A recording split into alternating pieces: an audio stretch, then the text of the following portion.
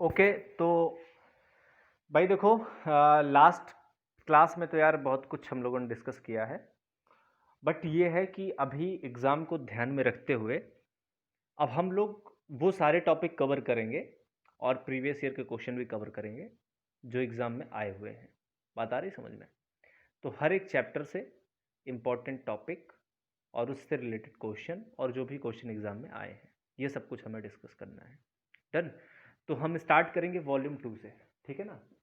कहाँ से स्टार्ट करेंगे? वॉल्यूम 2 से। क्लियर है बात? तो वॉल्यूम 2 में आपको क्या क्या है, तो सबसे पहले हम थोड़ी सी समरी यार समझ लेते हैं पहले, तो उसके बाद पढ़ना थोड़ा सा इजी रहेगा, है ना? तो वॉल्यूम 2 में सबसे पहले अगर हम बात करें तो हमें क्या पढ़ना है बेटा? इंटीग्रेशन पढ़ना है। ठीक है? क्या सीखना है? इंटीग्रेशन। राइट? इंटीग्रेशन। इंटीग्रेशन को थोड़ा सा हम डिवाइड कर दें तो इंटीग्रेशन के बेसिकली दो पार्ट हैं। ठीक है? एक पार्ट है आपका इनडेफिनिट इंटीग्रेशन, इनडेफिनिट, और दूसरा पार्ट है आपका डेफिनिट इंटीग्रेशन, डेफिनिट इंटीग्रेशन। ठीक है? और पहला पार्ट है इनडेफिनिट इंटीग्रेशन। राइट? अब इनडेफिनिट में भी कई सारे पार्ट हैं। इनडेफिनिट में क्या है? सबसे पहले सिंपल है। सबसे पहले क्या है? सिंपल इंटीग्रेशन है। दूसरा है आपका इंटीग्रेशन बाय सब्स्टिट्यूशन मेथड। ठीक है? Integration by substitution. अगला है आपका integration by parts, integration by parts. ठीक है? और अगला है आपका इंटीग्रेशन बाय पार्शियल फ्रैक्शन। ठीक है? Integration by partial fraction. अब इसमें कुछ कुछ सब टॉपिक्स भी हैं, उस पर भी हम डिटेल में नहीं जा रहे हैं, वो तो जब हम पढ़ेंगे तो डिटेल में चले जाएंगे उस समय। ठीक है? और डेफिनेट में क्या होता है, कुछ प्रॉपर्टीज होती हैं, उस पर बेस्ड क्वेश्चन होते हैं। ठीक है? तो सबसे पहले हमारा जो आज का टॉपिक स्टार्ट होगा, पहले आज पहली क्लास है तो इसलिए थोड़ा सा ओवरव्यू समझ लेते हैं, थोड़ा कुछ हल्के फुल्के क्वेश्चन करते हैं, फिर धीरे धीरे हम लोग मेन मुद्दे पे आएंगे कि कैसे कैसे क्वेश्चन हमारे बनेंगे एग्जाम में और कैसे एग्जाम में आए हुए हैं, कौन से टॉपिक से सिंपल से आता है या इंटीग्रेशन बाई सब्स्टिट्यूशन से आएगा या इंटीग्रेशन बाई पार्ट से आएगा, सबसे आएगा, कहाँ से आएगा, कैसे आएगा, वो हम डिस्कस करेंगे। सबसे पहले हम हर एक टॉपिक को छोटा छोटा थोड़ा थोड़ा डिस्कस करेंगे, बेसिक बेसिक बातें समझ लेंगे ताकि क्वेश्चन करने में इजी रहे। ठीक है? चलिए, तो सबसे पहले हम सिंपल इंटीग्रेशन को समझते हैं। सिंपल इंटीग्रेशन में क्या होता है? इंटीग्रेशन के कुछ फार्मूले हैं, वो आप अपने साइड से आपकी जो भी आपके पास बुक होगी, चाहे एनसीईआरटी हो या आपके पास आरडी शर्मा हो, R S Agarwal, whatever book, उसमें आप देखोगे तो पहले ही पेज पे आपको मिल जाएगा इंटीग्रेशन के सारे फार्मूला इंडेफिनिट वाले। ठीक है? तो वो जैसे साइन एक्स का क्या होता है minus cos x, cos x का क्या होता है sine x, x to the power n का क्या होता है x to the power n plus one upon n plus one. ये सारे सिंपल फार्मूले हैं। ठीक है? ऐसा तो नहीं आप पहली बार इंटीग्रेशन देख रहे हो, तो वो सारे फार्मूलों की लिस्ट आप बना लेना। ठीक है? और फार्मूले सारे सिंपल वाले याद कर लेना। तो सिंपल इंटीग्रेशन का मतलब ही ये होता है कि सिंपल हम उस पर क्या अप्लाई करेंगे, अभी हम बताते हैं कैसे कैसे करना है। तो कुछ सिंपल करेंगे और इंटीग्रेशन बाय सब्स्टिट्यूशन में उस सिंपल का क्या यूज होता है वो हम देखेंगे आज की क्लास में। ठीक है? चलिए, तो सबसे पहले हम आपको बताते हैं कि सिंपल इंटीग्रेशन का क्या मतलब है। जैसे मान लीजिए कहीं लिखा आ गया एक छोटा सा क्वेश्चन करेंगे, जैसे लिखा है suppose x square D x. Right? तो इसका इंटीग्रेशन क्या होगा? तो एक फार्मूला होता है इंटीग्रेशन में x to the power n d x. तो क्या होता है ये? X to the power n plus one upon n plus one. ठीक है? तो यहाँ पे क्या है, और यहाँ पे कंडीशन होती है n not equal to minus one, n की वैल्यू माइनस वन नहीं होनी चाहिए। क्यों? अगर n माइनस वन हो गया तो माइनस वन प्लस जीरो करोगे तो ये अनडिफाइंड हो जाएगा, इसलिए। राइट? तो क्या होगा? तो इसका इंटीग्रेशन अगर करेंगे तो कितना आएगा? X to the power n plus one, तो n के प्लेस पे कितना है? टू, तो two plus one upon two plus one, तो इसका मतलब एक्स क्यूब बाई थ्री, और प्लस सी ऐड कर देते हैं। सी कुछ ऐड करते हैं, सी क्या होता है? समथिंग कांस्टेंट होता है। इस सी का क्या मीनिंग होता है, इसकी वैल्यू क्या होती है, जब हम डेफिनेट इंटीग्रेशन पढ़ेंगे तो वहां हम आपको समझाएंगे। और मोर प्रिसाइजली जब हम आपको एप्लीकेशन ऑफ इंटीग्रेशन सिखाएंगे, जिसमें एरिया बाउंडेड द कर्व पढ़ते हैं, है ना, एओसी पढ़ेंगे, तो वहां आपको और अच्छे से समझ में आएगा। ठीक है? चलिए, तो ये बात समझ में आ गई। जैसे एक कुछ और प्रॉपर्टी पे बेस्ड क्वेश्चन, जैसे मान लीजिए जैसे क्वेश्चन है, ठीक है, integration x square plus two sine x plus cos x. अब इसका इंटीग्रेशन करना है dx। ये हम सिंपल बात कर रहे हैं अभी, ठीक है ना। अभी इसके बाद सब्स्टिट्यूशन की बात करेंगे। तो अब इसमें देखा जाए, इसको करना है तो क्या करेंगे, ये इंटीग्रेशन की खास बात क्या होती है, ये डिस्ट्रीब्यूट हो जाता है। क्या होता है ये डिस्ट्रीब्यूट हो, अगर यहाँ प्लस या माइनस लगा हुआ तो क्या होगा, डिस्ट्रीब्यूट हो जाएगा। तो क्या आ जाएगा, x square dx plus integration 2 sin x dx plus integration cos x dx। ठीक है, तो एक्स स्क्वायर का इंटीग्रेशन कितना हो जाएगा, x to the power 2 plus 1 upon 2 plus 1 plus 2 बाहर आ जाएगा, और sin x का इंटीग्रेशन क्या होता है, माइनस cos x हो जाएगा, प्लस cos x का इंटीग्रेशन क्या आ जाएगा, sin x प्लस c। तो बेसिकली क्या आंसर आ गया, x cube by 3 plus plus क्या, प्लस माइनस क्या आ जाएगा, माइनस हो जाएगा 2 cos x plus sin x plus c। Clear है बात, इतनी बात समझ में आ गई। इसके बाद आप नेक्स्ट देखिए, जरा समझिए।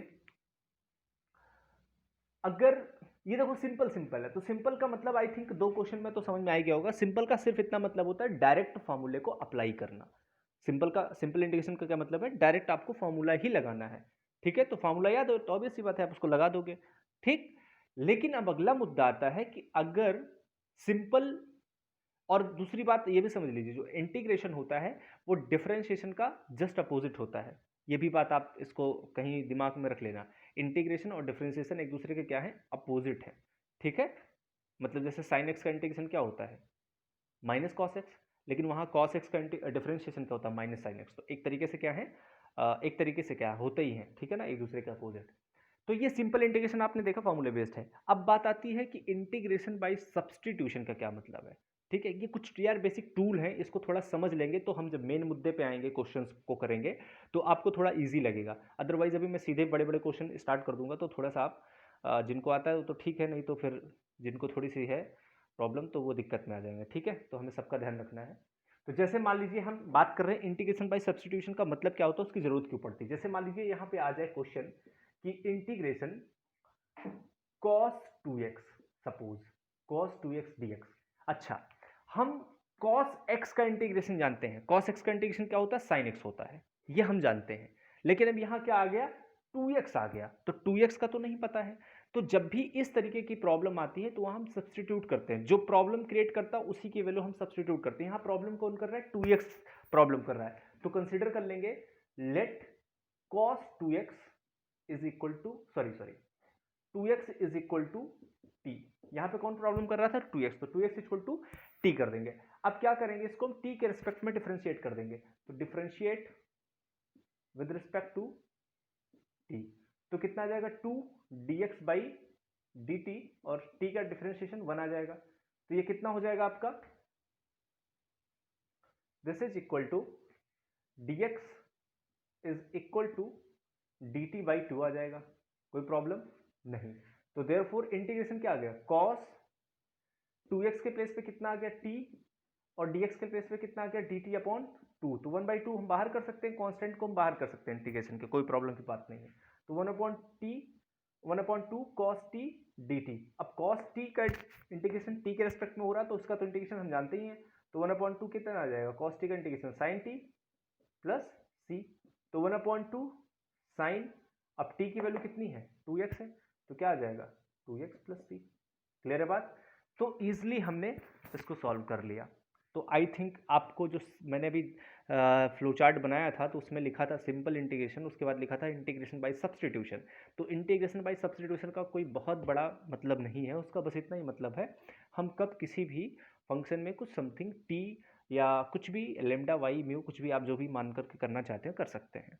बात आ रही समझ में, कैसे करेंगे आपने देख लिया। ठीक है, एक और देखते हैं, चलिए। ठीक है, इसको नोट कर लेना पॉज करके वीडियो। जैसे मैं आपसे बोलूं इंटीग्रेशन, ठीक है, integration e to the power 3x dx। अब e to the power x का इंटीग्रेशन हम जानते हैं, e to the power x का इंटीग्रेशन डिफरेंशिएशन जानते हो, e to the power x ही होता है। यहाँ पे क्या है, e to the power 3x है, तो 3x का नहीं पता, तो 3x को हम t कंसिडर कर लेंगे फिर से। तो let 3x is equal to t, differentiate कर देंगे विद रिस्पेक्ट टू t, तो differentiate with respect to t, तो कितना आएगा, 3 dx by dt is equal to 1, तो dx इज इक्वल टू कितना आ जाएगा, dt बाई 3, राइट।